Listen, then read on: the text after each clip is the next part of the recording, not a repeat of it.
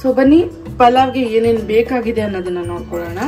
ಇಷ್ಟೇ ಐಟಮ್ಸ್ ಅಂತ ಅನ್ಕೋಬೇಡಿ, ಇಷ್ಟೇ ಐಟಮಲ್ಲಿ ಎಷ್ಟು ಟೇಸ್ಟಿಯಾಗಿ ನೀವು ಪಲಾವ್ ಮಾಡ್ಬೋದು ನಾನು ನಿಮಗೆ ಇವತ್ತು ಹೇಳ್ಕೊಡ್ತೀನಿ. ಎಲ್ಲ ಥರದ ತರಕಾರಿಗಳನ್ನ ತೊಗೊಂಡಿದ್ದೀನಿ, ನಿಮ್ಗೆ ಏನು ಇಷ್ಟ ಅದು ತೊಗೊಳ್ಳಿ. ನಾನು ಕ್ಯಾರೆಟು, ಬೀನ್ಸು, ಆಲೂಗಡ್ಡೆ, ಬಟಾಣಿನ ತೊಗೊಂಡಿದ್ದೀನಿ. ಕೆಲವರು ಗಡ್ಡೆಕೋಸು ಅಂದರೆ ನವಿಲುಕೋಸು ಅನ್ನೋದನ್ನು ತೊಗೊತಾರೆ. ನನಗೆ ಇಷ್ಟ ಆಗಲ್ಲ, ಅದಕ್ಕೆ ಪರ್ಸನಲಿ ನಾನು ಹಾಕೋದಿಲ್ಲ. ಸೊ ಇಲ್ಲಿ ಸಣ್ಣದಾಗಿ ಹೆಚ್ಕೊಳ್ಳಿ, ಇಲ್ಲ ಉದ್ದವಾಗಿ ಹೆಚ್ಕೊಳ್ಳಿ ನಡೆಯುತ್ತೆ. ಈರುಳ್ಳಿ, ಸ್ವಲ್ಪ ಟೊಮ್ಯಾಟೊ, ಕರಿಬೇವು, ಲಾಸ್ಟ್ಗೆ ಹಾಕೋಕೆ ಕೊತ್ತಂಬರಿ, ಮತ್ತು ಪಲಾವ್ ಎಲೆ ತೊಗೊಂಡಿದ್ದೀನಿ. ಬರೀ ಪಲಾವ್ ಎಲೆ ಇಲ್ಲಿ ತೊಗೊಂಡಿದ್ದೀನಿ. ಈ ಪೇಸ್ಟ್ ಮಾಡ್ಕೋಬೇಕು. ಈ ಪೇಸ್ಟಲ್ಲಿ ಬಂದು ಎಷ್ಟು ಖಾರಕ್ಕೆ ಬೇಕು ಅಷ್ಟು ಹಸಿಮೆಣಸಿನ್ಕಾಯಿ, ಚಕ್ಕೆ, ಲವಂಗ, ಏಲಕ್ಕಿ, ಸ್ವಲ್ಪನೇ ಸ್ವಲ್ಪ ಜೀರಿಗೆ, ಮೆಣಸು, ಶುಂಠಿ, ಬೆಳ್ಳುಳ್ಳಿ ಇಷ್ಟೇ ತೊಗೊಂಡಿರೋದು ಇದರಲ್ಲಿ. ಆಮೇಲೆ ಯಾವುದೇ ಎಕ್ಸ್ಟ್ರಾ ಮಸಾಲೆಗಳನ್ನ ಹಾಕೋದಿಲ್ಲ. ಅದಕ್ಕೆ ಇದರಲ್ಲೇ ಎಷ್ಟು ಬೇಕು ನೀವು ಚಕ್ಕೆ, ಲವಂಗ, ಹಸಿಮೆಣಸಿನ್ಕಾಯಿ ಎಲ್ಲನೂ ಹಾಕೊಳ್ಳಿ. ಎಣ್ಣೆ ಹಾಕೋತಾ ಇದ್ದೀನಿ. ನಾನು ಸ್ವಲ್ಪ ಜಾಸ್ತಿ ಕ್ವಾಂಟಿಟಿಲಿ ಮಾಡ್ತಾ ಇದ್ದೀನಿ ಅದಕ್ಕೇನೆ. ಸೊ ಎಣ್ಣೆ ಚೆನ್ನಾಗಿ ಕಾದಿದೆ. ಬನ್ನಿ ಇವಾಗ ಸಾಸಿವೆ ಹಾಕೋತಾ ಇದ್ದೀನಿ, ಹಾಗೆ ಪಲಾವ್ ಎಲೆ, 2 ಪಲಾವ್ ಎಲೆ ಹಾಕೋತಾ ಇದ್ದೀನಿ. ತುಂಬ ಕಮ್ಮಿ ಕ್ವಾಂಟಿಟಿಲಿ ಒಂದೇ ಒಂದು ಏಲಕ್ಕಿ, ಚಿಕ್ಕ ಚಕ್ಕೆ, 1 ಲವಂಗ ಹಾಕೋತಾ ಇದ್ದೀನಿ. ಯಾಕಂದರೆ ನಾವು ರುಬ್ಬೋದಕ್ಕೆ ಆಲ್ರೆಡಿ ಮಸಾಲೆಗಳನ್ನ ಹಾಕ್ಕೊಂಡಿದ್ವಿ. ಸ್ವಲ್ಪ ಕರಿಬೇವು ಚೆನ್ನಾಗಿ ಚಿಟಪಟ ಅಂದಮೇಲೆ ಹೆಚ್ಚಿಟ್ಕೊಂಡಿರೋಂಥ ಈರುಳ್ಳಿನ ಹಾಕೋತಾ ಇದ್ದೀನಿ.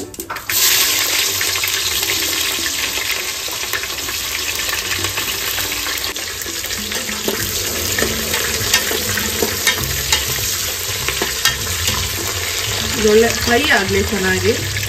ಸೊ ನೋಡ್ಬೋದು ಈರುಳ್ಳಿ ಚೆನ್ನಾಗಿ ಫ್ರೈ ಆಗಿದೆ. ಇವಾಗ ಹೆಚ್ಚಿಟ್ಕೊಂಡಿರೋಂಥ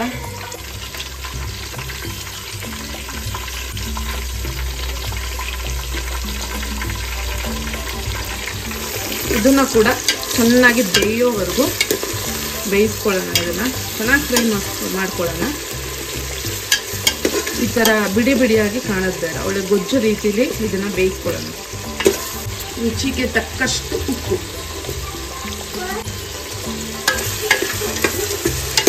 ನೋಡ್ಬೋದು ಬೇಯ್ತಾ ಇದೆ. ಇದ್ರ ಮಧ್ಯದಲ್ಲಿ ಸ್ವಲ್ಪ ಅರಿಶಿನ ಹಾಕೋತೀನಿ. ಇನ್ನೂ ಬೇಯಬೇಕಿದು, ನೋಡಿ ಹೇಗಾಗ್ತದೆ ಅಂತ. ಇನ್ನೂ ಬೇಯಬೇಕು ಚೆನ್ನಾಗಿ. ಸೊ ನೋಡ್ಬೋದು ಚೆನ್ನಾಗಿ ಬೆಂದಿದೆ ಈರುಳ್ಳಿ, ಟೊಮೆಟೊ ಎಲ್ಲನೂ. ಇವಾಗ ನಾವು ರುಬ್ಕೊಂಡಿರೋಂಥ ಪೇಸ್ಟನ್ನ ಹಾಕೊಳ್ಳೋಣ. ಈ ಪೇಸ್ಟ್ ಕೂಡ ಹಸಿ ವಾಸನೆ ಹೋಗೋವರೆಗೂ ಚೆನ್ನಾಗಿ ಇದನ್ನು ಬಾಡಿಸ್ಕೊಳ್ಳೋಣ. ನೋಡ್ಬೋದು ನೀವು ಈ ಪೇಸ್ಟ್ ಎಷ್ಟು ಚೆನ್ನಾಗಿ ಫ್ರೈ ಆಗಿದೆ ಅಂತ. ಅದಕ್ಕೇನೆ ಎಣ್ಣೆ ಬಿಟ್ಕೊಳ್ತಾ ಇದೆ ಚೆನ್ನಾಗಿ.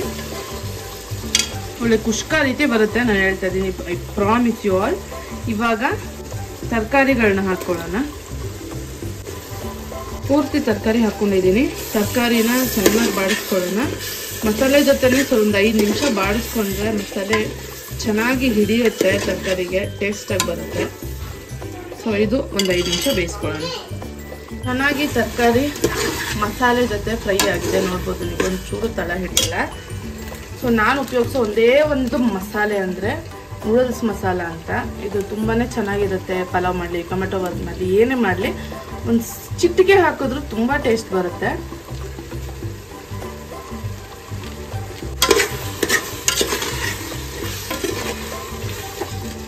ಇವಾಗ ಅಕ್ಕಿನ ಚೆನ್ನಾಗಿ ತೊಳ್ಕೊಂಡು ಫಸ್ಟು ಅಕ್ಕಿ ಹಾಕೋತಾ ಇದ್ದೀನಿ. ನಿಮ್ಮ ಇಷ್ಟ, ನೀವು ಹೇಗೆ ಬೇಕಾದ್ರೂ ಹಾಕೋಬೋದು. ಯಾಕಂದರೆ ಅಕ್ಕಿಗೆ ಒಂದು ಸ್ವಲ್ಪ ಎಣ್ಣೆ ಮಸಾಲೆ ಹಿಡ್ದಾದ್ಮೇಲೆ ನೀರು ಹಾಕಿ ನನಗೆ ಅಭ್ಯಾಸ. ಇಲ್ಲಾಂದರೆ ನೀವು ಈ ಅಕ್ಕಿ ಈ ಥರ ಹಾಕ್ಕೊಂಡು ಪಕ್ಕದಲ್ಲಿ ನೀರನ್ನ ಕಾಯಿಸ್ಕೊಳ್ಳೋಕೆ ಇಟ್ಕೊತಾರೆ, ಬಿಸಿ ನೀರನ್ನ. ನೋಡ್ಬೋದು ಈ ಥರ ಚೆನ್ನಾಗಿ ಕಲಿಸ್ಕೊಂಡಿದ್ದೀನಿ. 2 ನಿಮಿಷ. ಎಷ್ಟು ಬೇಕಷ್ಟು ನೀರು ಹಾಕ್ಕೊಳ್ಳಿ ನೋಡಿಕೊಂಡು. ಜಾಸ್ತಿ ನೀರು ಹಾಕೊಳ್ಳೋಕೆ ಹೋಗಬೇಡಿ, ಅದು ಕೇಕ್ ಆದಂಗೆ ಆಗ್ಬಿಡುತ್ತೆ ಅಂಟ್ಕೊಂಡು. ಉದ್ರುದ್ರಾಗಿರ್ಲಿ, ಅಷ್ಟು ನೀರನ್ನ ನೋಡ್ಕೊಂಡು ಹಾಕೊಳ್ಳಿ. ಇವಾಗ ನೀರು ಹಾಕಿ ಒಂದು ಕುದಿ ಬಂದಮೇಲೆ ಟೇಸ್ಟ್ ಚೆಕ್ ಮಾಡ್ಕೊಳ್ಳಿ, ಖಾರ ಬೇಕಾ ಇಲ್ಲ ಉಪ್ಪು ಬೇಕಾ ಅನ್ನೋದು. ಕರೆಕ್ಟ್ ಆಗಿದೆ.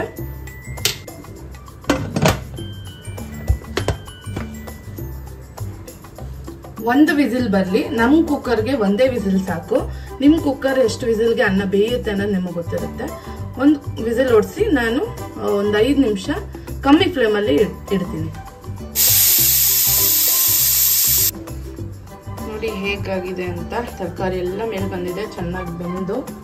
ಕೊತ್ತಂಬರಿ ಹಾಕ್ಕೊಳ್ಳೋಣ. ಕೊತ್ತಂಬರಿ ಹಾಕಿ ಒಂದು ರೌಂಡ್ ತಿರುಗಿಸ್ಕೊಳ್ಳೋಣ, ಮಿಕ್ಸ್ ಮಾಡ್ಕೊಳ್ಳೋಣ ನೀಟಾಗಿ. ನೋಡ್ಬೋದು ಒಂದು ಅನ್ನನೂ ಅಂಟ್ತಾ ಇಲ್ಲ, ಉದ್ರುದ್ರಾಗಿದೆ.